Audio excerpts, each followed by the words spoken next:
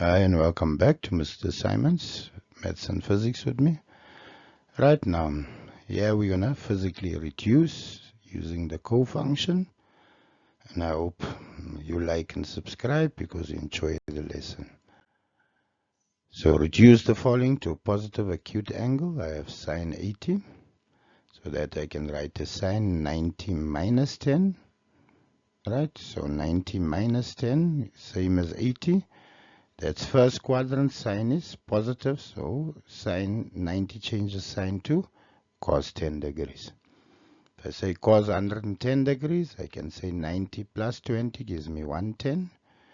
But 90 plus is second quadrant, cos is negative, so therefore it becomes negative sine 20 degrees.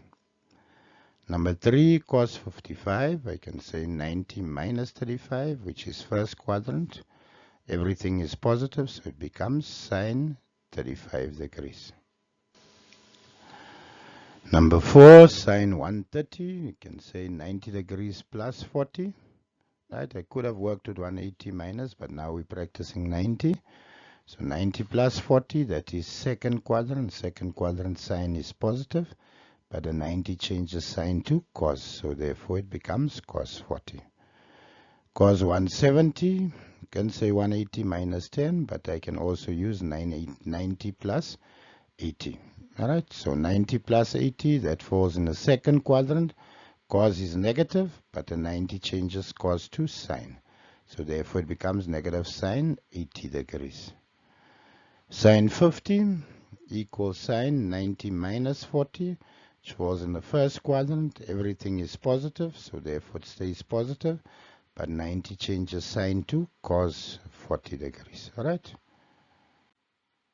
Now reduce the following to a positive acute angle. I have sine 200.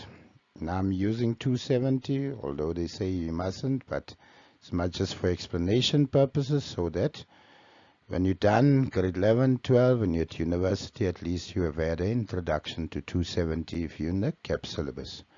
So 200, I can say, is the same as 270 minus 70, which then falls in the third quadrant. And third quadrant sine is negative, but 270 changes sine to cos, so it becomes negative cos 70 degrees. Sine 310 degrees equals sine 270 plus 40.